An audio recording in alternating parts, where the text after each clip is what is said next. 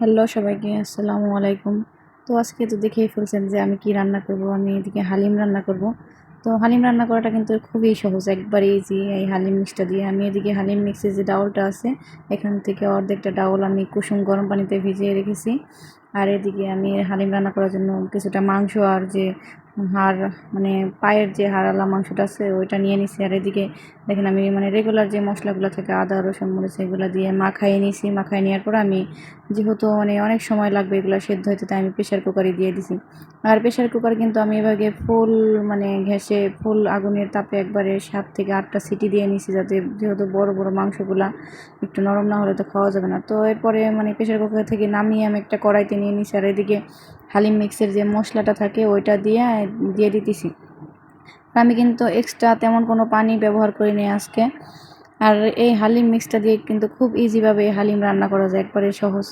যাই হোক, তারপরে আমি সেই মশলাটা দিয়ে মাংসটাকে একটু সুন্দর করে কষাই নিতেছি। যেহেতু আমার মাংসটা প্রেশার কুকারে খুব ভালো করে সিদ্ধ হয়ে গেছে, তাই আমার আর বেশি সিদ্ধ করার দরকার নেই। তো তারপরে আমি এখানে কয়েকটা কাঁচামরিচ দিয়ে দিলাম আস্ত, একটু ফ্লেভারটা আসার জন্য। আর এদিকে আমি একটু প্রেশার কুকারটা ধুয়ে একটু পানি দিয়ে দিছি, জাস্ট এইটুকু, আর কোনো পানি ইউজ করি নাই আমি।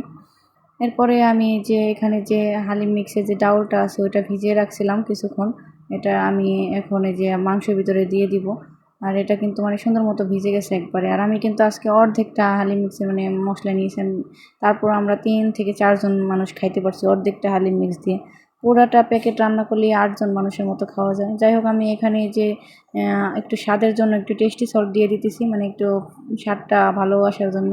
আর এদিকে কিন্তু আমার এই যে ডাউলটা দিয়ে পরে ঘন হয়ে আসতেছে। আর এই অবস্থায় কিন্তু সবসময় নাড়তে হবে, অনবরত নাড়তে হবে, তাছাড়া কিন্তু পিছনে নিচে লেগে যাবে একবারে। আর আমার এই যে হালিমটা কিন্তু মোটামুটি হয়ে আসছে।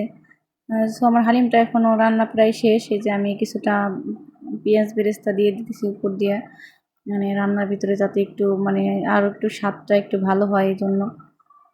তো এই যে আমার হালিমটা কিন্তু মোটামুটি রান্না এখন শেষ। আমি কিন্তু এখন একবারে চুলাটা অফ করে দিব। আমার হালিম রান্না শেষ হয়ে যায়। আমার ফাইনালি আমার হালিমের কালারটা বাস্তবে কিন্তু আরেকটু সুন্দর আসছিল, ক্যামেরাতে একটু একটু অন্যরকম হয়ে আসছে। আর আমি কিন্তু এখানে যে পায়ের যে মাংসটা আছে, সাথে কিন্তু আমি কিছুটা তেলালা একটু হাড়ওয়ালা মাংসগুলো নিয়েছিলাম। শুধু হাড্ডির মাংসটা তো ভালো লাগবে না, তাই আমি একটু সলিড মাংস নিয়েছিলাম সাথে। আর আমার কাছে কিন্তু সত্যি আজকের হালিমটা অনেক মজা লাগছিল। আর আমি যখন প্রথম হালিম রান্না করতে গেছিলাম, আমার কাছে মনে হয়েছিল কত না কষ্ট হালিম রান্না করা। কিন্তু যখন আমি এটা দিয়ে একবার রান্না করছি, ট্রাই করছি, তারপর থেকে আমার কাছে অনেক ইজি হয়ে গেছে হালিম রান্না। যাই হোক, আমার এই যে হালিমটা এখানে বাড়া শেষ। আমরা দুজনের জন্য এখানে বাড়ছিলাম, আমার আর আয়ানের বাবার জন্য। তারপর আমি একটু শশা কুচি আর কাঁচামরিচ কুচি আর একটু পেঁয়াজ বেরেস্তা দিয়ে দিছি উপর দেওয়া। আর একটু টেস্টটা ভালো আসার জন্য আমি যে হালিম মিক্সের যে মশলাটা আছে ওটা অল্প একটু দিয়ে দিছি, যাতে একটু মাখাইলে পরে ভালো আসে। তো এই যে আমাদের দুইজনের জন্য এখানে বাড়া শেষ।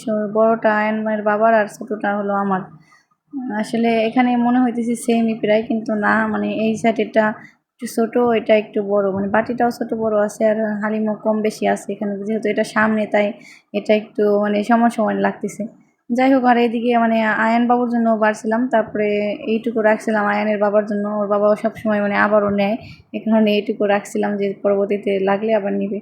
তো তারপরে আমরা খাওয়ার জন্য চলে আসলাম রবে, সবাই মিলে। রানাইয়া বুড়ি কিন্তু আমার দিতেছে না, ওই খাইতেছে আমারটা। তো আমার আজকের হালিম রান্নার রেসিপিটা সবার কাছে কেমন লাগছে অবশ্যই জানাবেন। তো আমাদের আজকের ভিডিওটা এই পর্যন্তই। সবাই ভালো থাকবেন। আল্লাহ হাফেজ।